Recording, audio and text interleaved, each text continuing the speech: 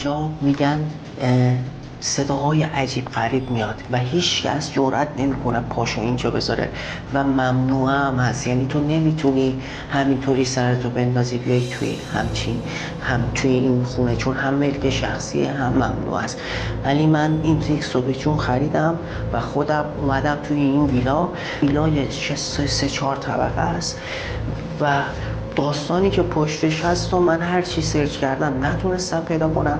ولی اهالی و خود مردم ترک میگن این ساختمون شبا جیغ داد و اتفاقای عجیب غریبیه و داستانی که پشتشه میگن یه بچه کوچیک 12 ساله تنهایی همین موقعی که من اومدم میاد تو این ساختمون و مادر پدرش بعد از 24 سال اونو مرده و بدون جون پیدا میکنن.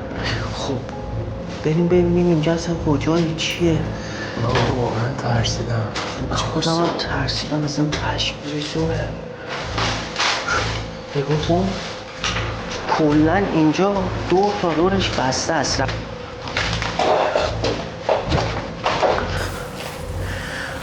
دستشویی چقدر بوی نم و اصلا یه رطوبت خیلی بدی داره.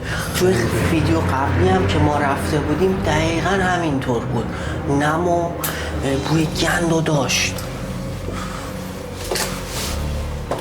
حاجی هنوز مبلاشون هم هست. قبل از که بیام اینجا رفتم پیش یه دانویس ترکم بود واسه این که میگه آیه کرسی اونطور چیزا خونده. نزدیک 3 میلیون تومان پول دادم و گفت این واسه دور کردنشون نیست، واسه اینه که جذبشون کنیم. گفت اود روشن کن و آبو بپاچ. خب همونطور هم که قبلا میدونستیم تو دشویی بهترین جایه.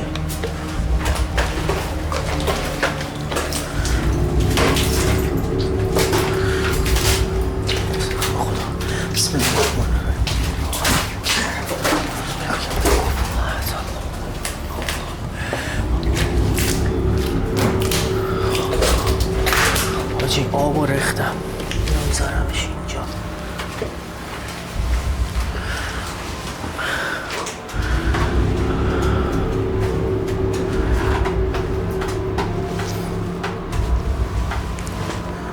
صدا چی بود؟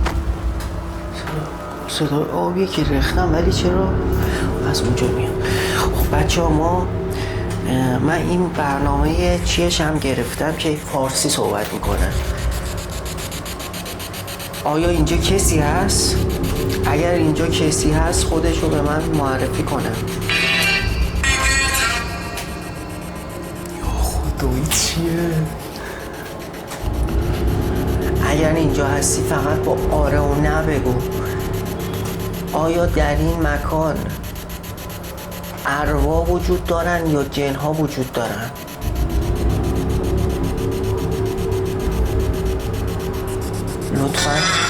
لطفاً جواب بده.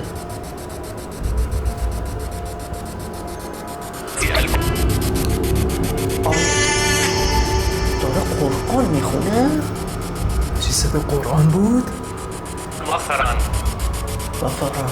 چی گفت؟ آیا در این مکان جن وجود داره؟ خیاله این است. خب همون ببینیم اینجا چیزی هست؟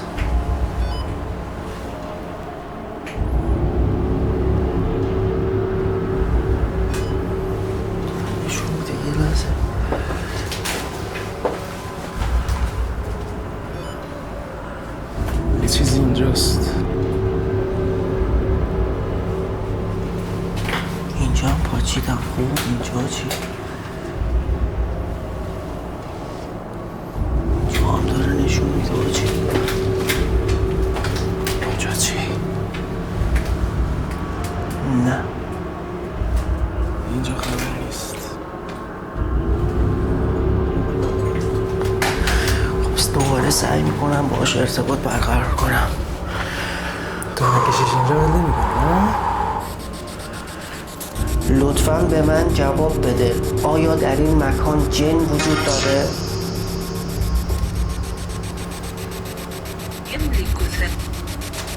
در این مکان جن وجود داره آیا؟ چند ساله در این مکان هستید؟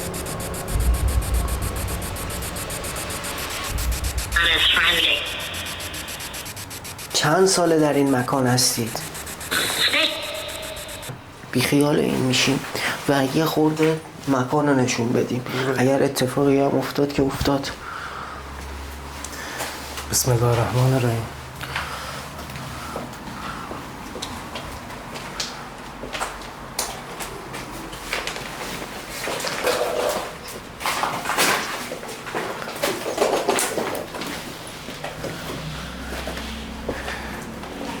داداش میخوام اینجا رو حیاتش رو بهتون نشون بدم که ببینید.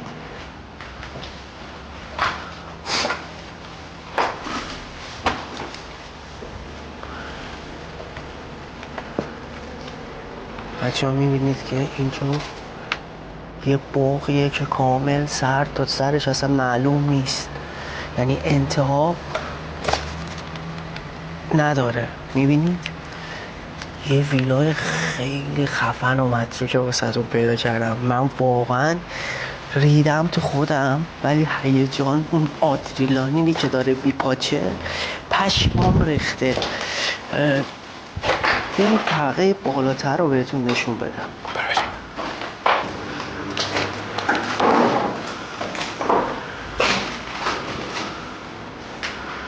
بچه ها اینجا رو نگاه کنید.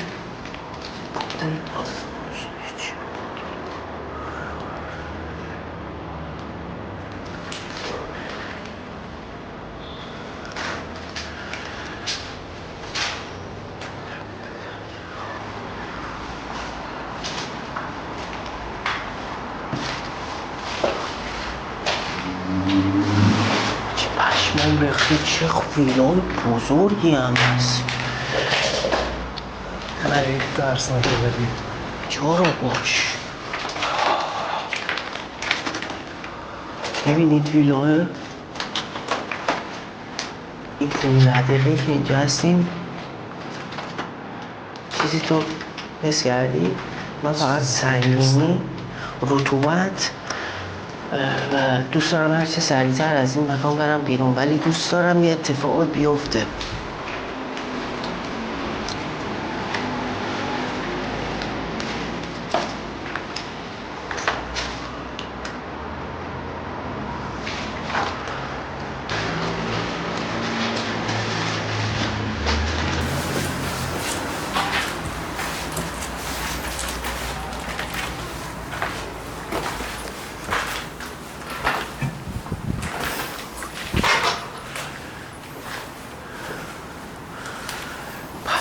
ماماجی اینجا طبقه آخرشه. باغو ببینید، انتهاش معلوم نیست. خیلی بکنم پشمو. امیدوارم که از این ویدیو نهایت لذت رو برده باشین. لایک و ساب یادتون نره، واسه دوستاتون هم بفرستید تا یه ویدیو ترسناک دیگه